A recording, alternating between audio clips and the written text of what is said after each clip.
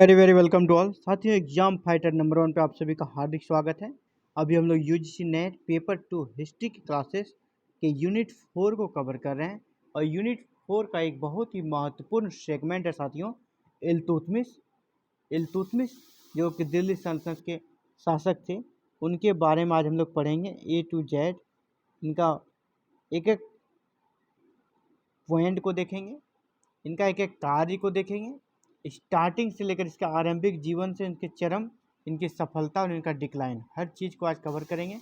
तो सबसे पहले इल्तुतमिश का जो शासनकाल था वो 1211 से 1236 ईस्वी तक था। 1211 से 1236 ईस्वी तक था और यह किस वंश से थे? दिल्ली सल्तनत में 5 वंशों ने शासन किया, उसी में ये गुलाम वंश के शासक थे। और इल्तुतमिश की जो अपनी जाति थी वो इलबरी तुर्की थी। तो इल्तुतमिश इलबरी तुर्क था। आपसे ये प्रश्न पूछा जाएगा, इल्तुतमिश की अपनी जाति क्या थी? तो इलबरी तुर्क। कुतुबुद्दीन ऐबक की जब मृत्यु हुई उस समय वे बदायूं के सूबेदार थे।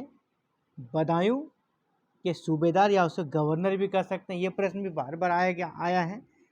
सुल्तान बनने से पहले इल्तुतमिश कहाँ का सूबेदार था? तो बदायूं। इल्तुतमिश को दिल्ली सल्तनत का वास्तविक संस्थापक कहा जाता है और ऐसा इसलिए कहा जाता है मेरे साथियों कि हम लोगों ने पिछले क्लास में देखा है, कुतुबुद्दीन ऐबक और आराम शाह के समय में दिल्ली सल्तनत की राजधानी कहाँ थी? लाहौर। लेकिन इल्तुतमिश जब शासक बने उन्होंने राजधानी को ट्रांसफ़र किया दिल्ली, इसीलिए इसको दिल्ली सल्तनत का वास्तविक संस्थापक कहा जाता है। इसने निज़ाम उल मुल्क जुनैदी को अपना वजीर बनाया। आपसे ये प्रश्न पूछा जाएगा, इल्तुतमिश के समय उसके वजीर कौन थे? निज़ाम उल मुल्क जुनैदी इसके वजीर थे। आपसे ये प्रश्न पूछा जाएगा, राजधानी को लाहौर के बजाय दिल्ली किसने लाया? तो इल्तुतमिश ने। आप देख पा रहे हो यहाँ पे, इल्तुतमिश ने लाहौर के बजाय दिल्ली को राजधानी बनाया, इसीलिए इसे दिल्ली सल्तनत का वास्तविक संस्थापक भी कहा जाता था। अब हम लोग देखेंगे इसकी सफलताएं, क्या क्या सफलताएं इन्होंने प्राप्त की अपने शासनकाल के आरंभिक जीवन में। सबसे पहले आपको कौन सा टेरिटरी, कौन सा एरिया को कब जीता गया, किस साल जीता गया, उससे आपको याद रखना चाहिए। तो रणथंबोर, रणथंबोर को इल्तुतमिश ने 1226 में जीता। इसी प्रकार 1227 में क्या जीता उन्होंने? 1227 में मंदसौर को जीत लिया। पहला रणथंबोर 1226, 1227 मंदसौर। इसी प्रकार इल्तुतमिश ने जालोर के जो शासक थे, राजपूत शासक उदय सिंह को भी टैक्स देने के लिए, वार्षिक कर देने के लिए, उसके एरिया को अपने अधीन नहीं किया, लेकिन उसे कहा कि आपको पर ईयर टैक्स जमा करना होगा सल्तनत के खजाने में, और उसे यह विवश कर दिया 1228-29 के समय में।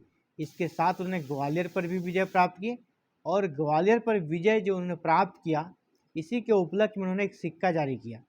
ये प्रश्न आया हुआ है एग्जाम में, आप यहाँ पर ध्यान देंगे। किस क्षेत्र के विजय के उपलक्ष्य में इल्तुतमिश ने अपना चांदी का सिक्का जारी किया, जिसे टंके का नाम दिया गया, चांदी का टंका जारी किया? तो ग्वालियर विजय के उपलक्ष्य में। ग्वालियर को कब जीता? 1231 में। यहाँ पे 2-3 प्रश्न बनते हैं। ग्वालियर को इल्तुतमिश ने कब जीता? 1231 में। किस विजय के फलस्वरूप इल्तुतमिश ने चांदी का टीका, चांदी का टंका, जिसको कहते हैं चांदी का सिक्का है, उसका नाम है चांदी का टंका, उत्कीर्ण कराया? तो वो था हमारा ग्वालियर विजय के उपलक्ष्य में। और इस चांदी के टंके में रजिया का नाम अंकित कराया। उसकी पुत्री थी रजिया सुल्तान, जो बाद में शासिका बनती है। तो रजिया सुल्तान का नाम भी चांदी का टंका में अंकन कराया था इल्तुतमिश ने। यहाँ से 2-3 प्रश्न बनते हैं, इसे आप अच्छे से कर लें, इससे प्रश्न आए हैं एग्जाम में। इसके साथ ही इल्तुतमिश ने 1233 और 34 के बीच में ग्वालियर पर अटैक किया और कलिंजर पर आक्रमण कर उसे जीत लिया। कलिंजर को कब जीता? 1233-34 में। इसी प्रकार 34-35 में मालवा पर अटैक किया, और यहाँ पर एक बहुत ही महत्वपूर्ण घटना घटती है। मालवा पर अटैक करने के बाद हम लोग जानते हैं उज्जैन में महाकाल मंदिर है, उस महाकाल मंदिर को उन्होंने नष्ट कर दिया था। तो महाकाल मंदिर, उज्जैन के महाकाल मंदिर को किसने गिरा दिया था? इल्तुतमिश ने। और इसके साथ ही ये उनकी प्रमुख विजय थी, प्रमुख सफलता थी युद्ध में। अब उनका कुछ व्यक्तिगत कार्य के आधार पर उसका मूल्यांकन करते हैं। तो सुल्तानगढ़ी का मकबरा बनवाया। सुल्तानगढ़ी का मकबरा किसने बनवाया? तो इल्तुतमिश ने। ये प्रश्न आता है। और उन्हें अपने निजामुद्दीन महमूद जो उनका पुत्र था उसको दफनाया। बाद में जब उनकी मृत्यु हो गई तो उसको भी वहीं पर दफनाया गया। आपसे पूछा जाएगा इल्तुतमिश को कहाँ दफनाया गया? सुल्तानगढ़ी का मकबरा। सुल्तानगढ़ी का मकबरा किसने बनवाया? तो इल्तुतमिश ने बनाया। इसके अलावा एक शमसी तालाब का भी निर्माण करवाया था इल्तुतमिश ने। शमसी तालाब वह ईरानी यानी फारसी रीति रिवाजों से प्रभावित था और इसी प्रभाव के कारण बेटों के जगह अपनी बेटी रजिया को अपना उत्तराधिकारी घोषित कर दिया, ईरानी प्रभाव के कारण। इसके अलावा उन्होंने दिल्ली को जब राजधानी बनाया तो दिल्ली को काफ़ी सुसज्जित किया और दिल्ली का नाम दिया हजरत दिल्ली यानी विद्वानों की दिल्ली। इक्ता प्रथा, इक्ता प्रथा जैसे कि कुछ एरिया किसी अधिकारी को दे दिया जाता था और उस इलाके से राजस्व वसूलने का अधिकार उस अधिकारी को रहता था, इसे इक्ता प्रथा कहा जाता था। तो जिस प्रकार इक्ता प्रथा है जागीरदारी प्रथा, तो भारत में जो इक्ता प्रथा है यानी प्रांतीय व्यवस्था को का जनक भी इल्तुतमिश को माना जाता है। पहले होता था कि केंद्र में एक सत्ता, एक सरकार, एक सुल्तान यानी राजा हुआ करते थे, वही पूरे क्षेत्र को देखते थे। लेकिन इल्तुतमिश ने क्या किया? बहुत बड़े क्षेत्र को एक शासक के भरोसे देखना संभव नहीं है, इसीलिए इन्होंने इक्ता प्रथा की शुरुआत की, यानी छोटे छोटे क्षेत्रों को कुछ अधिकारियों के अधीन कर उसे उसका वहाँ पे प्रशासन चलाने का सीमित रूप से अधिकार दे दिया और इसे ही इक्ता प्रथा कहा गया है। वो अधिकारी उस क्षेत्र से जो भी राजस्व उगाते थे वह सरकार को सौंप देते थे, उसमें उसको कुछ हिस्सेदारी मिल जाती थी। इसके साथ ही इल्तुतमिश को गुलाम का गुलाम भी कहा जाता है। किस शासक को गुलाम का गुलाम कहा जाता है? तो इल्तुतमिश। इल्तुतमिश के जीवन में आरंभ में बहुत सारी कठिनाइयाँ थी उन सारे कठिनाइयों को उन्होंने पार किया और कुछ उनके कठिनाइयों और उनकी सफलताओं को अलग अलग पॉइंट में लोग डिस्कशन कर सकते हैं। जिसमें सबसे पहला उन्होंने क्या? दिल्ली में अमीरों का दमन किया। जो तुर्क अमीर थे, तुर्क सरदार थे, उसका उन्होंने सबसे पहले दमन किया। उसकी शक्ति काफ़ी बढ़ गई थी, वो सुल्तान की इज्जत नहीं किया करते थे, उसको कंट्रोल किया। दूसरा इल्तुतमिश ने जो काम किया, याल्दोज का दमन किया। याल्दोज कहाँ का शासक था? गजनी का। और इसका मुख्य प्रतिद्वंदी था उत्तराधिकार के युद्ध में भी याल्दोज। तो इन्होंने याल्दोज को हराया। कौन से युद्ध में? आपको देखना है 1215 से 16, 1215 से 16 के बीच तराइन के मैदान में युद्ध हुआ और यल्दोज पराजित हो गया और उसे बंदी बनाकर बदायूं के जेल में भेज दिया गया। तो याल्दोज को कौन सा जेल में भेजा गया? बदायूं के जेल में। कब हराया? 1215 से 16। और याल्दोज कहाँ का शासक था? सिंध का। याल्दोज गजनी का, याल्दोज गजनी का शासक था।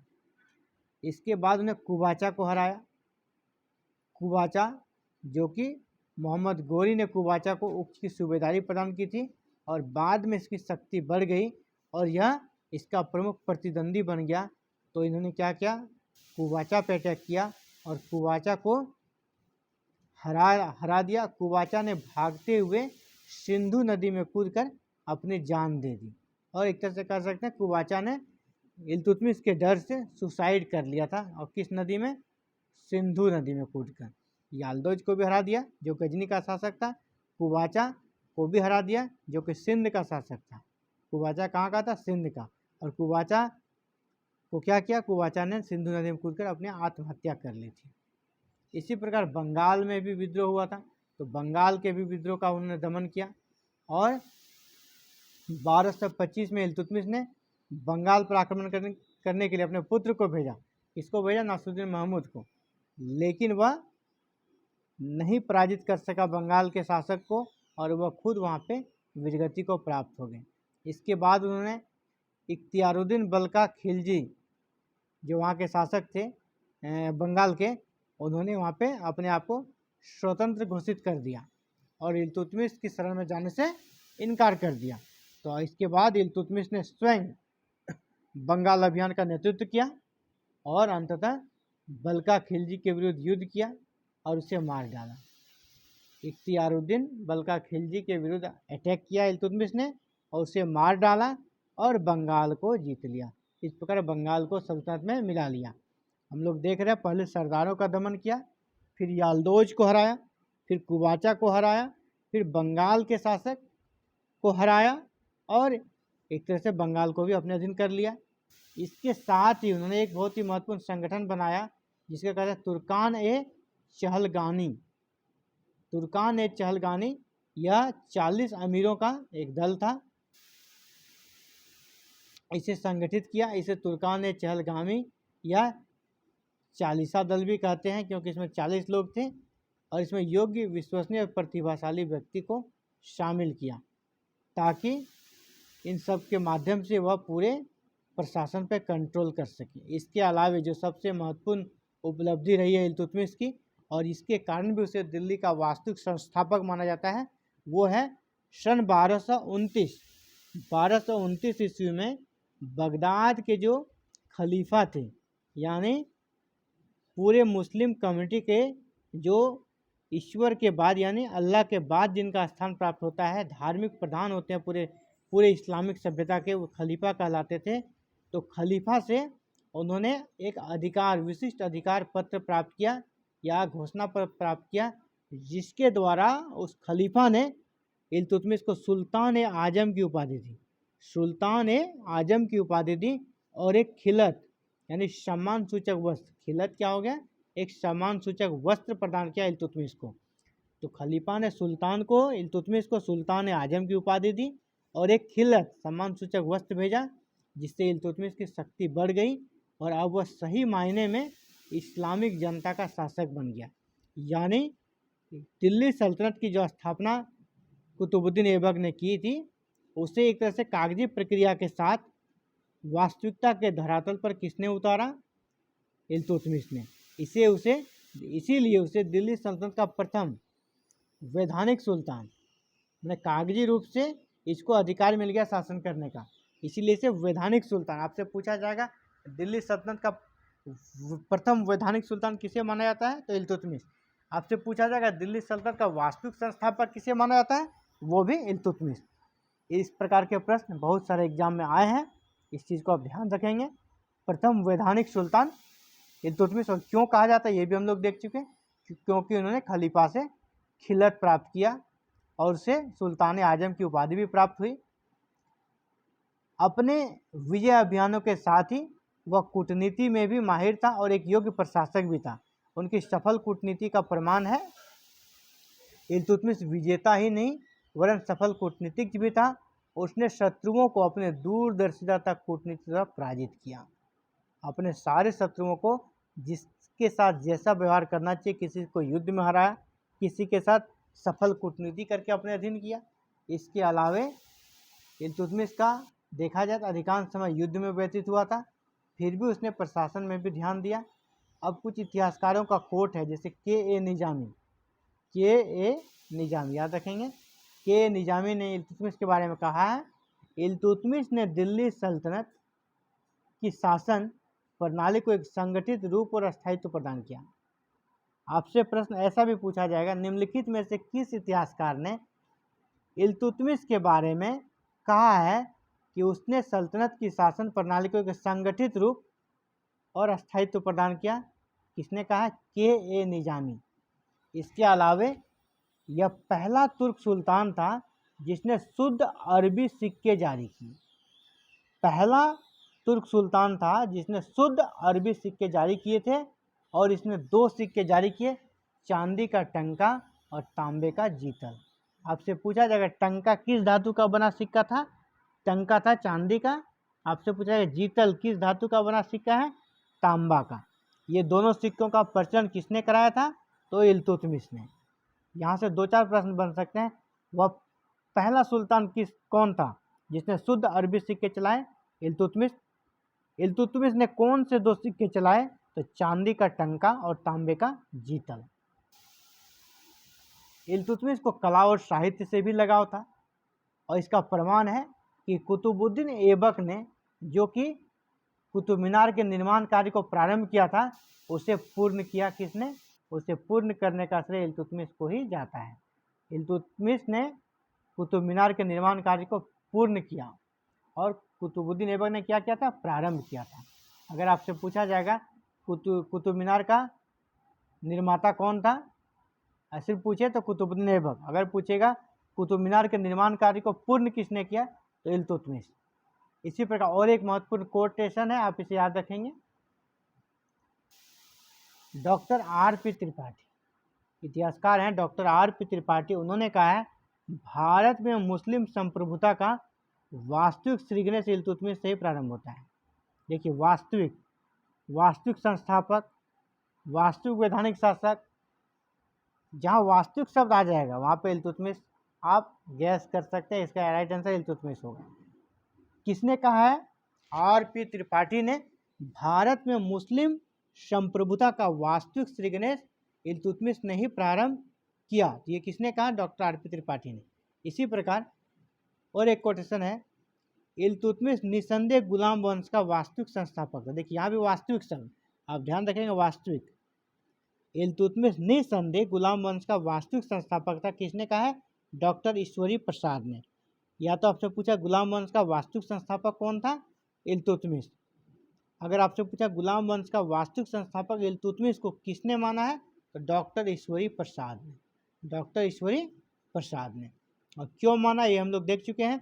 उन्होंने ही दिल्ली को राजधानी बनाया, उन्होंने ही खलीफा से दिल्ली सल्तनत के लिए खिलत प्राप्त किया, घोषणा पत्र प्राप्त किया। उसके दरबार में रहने वाले इतिहासकारों का नाम भी पूछा जाता है, इसे भी आप लोग याद कर लें। इसके दरबार में रहने वाले प्रसिद्ध इतिहासकार थे मिनहाज उस सिराज। मिनहाज उस सिराज। इल्तुतमिश के दरबार के प्रमुख इतिहासकार कौन थे? मिनहाज उस सिराज। उन्होंने कौन सी रचना लिखी है? तबकात ए नासिरी। तबकात ए नासिरी में नासिरुद्दीन महमूद जो उनका बेटा था, उनके बारे में जानकारी मिलती है। इसके साथ ही इसमें भारत का आरंभिक मध्यकालीन इतिहास का जानकारी मिलता है। उस दृष्टिकोण से ये पुस्तक काफ़ी इम्पोर्टेंट है। तबकात ए नासिरी, याद रखिएगा, तबकात ए नासिरी किसके कार्यकाल में लिखी गई है? इल्तुतमिश। तबकात ए नासिरी के लेखक कौन है? मिनहाज उस सिराज। इल्तुतमिश ने 2 प्रकार के सिक्के जारी किए। एक है चांदी का, चांदी वाले सिक्के क्या कहा जाता है? टंका। और एक सिक्का जारी किया जीतल। जीतल था क्या सिक्का? तांबा का। इस चीज़ को याद रखेंगे, ये एग्जाम में अक्सर पूछा है, टंका और जीतल। तो अभी हम लोग देख रहे थे इल्तुतमिश के बारे में, जो कि गुलाम वंश के वास्तविक संस्थापक थे। इसके बारे में A to Z हम लोगों ने देखा। उम्मीद करता हूँ ये वीडियो आपको पसंद आएगा और आप इल्तुतमिश से संबंधित कोई भी प्रश्न आपसे छूटेगा नहीं। Thank you very very much for watching this video connecting with exam fighter number 1। इसी प्रकार के वीडियोस अगर आप प्राप्त करना चाहते हैं और UGC नेट JRF में सफलता प्राप्त करना चाहते हैं तो चैनल को सब्सक्राइब कर लें, बेल आइकन को प्रेस कर दें ताकि आपको हर रोज़ वीडियो अपलोड करते ही नोटिफिकेशन मिल जाए। Thank you very very much. आपका दिन शुभ हो।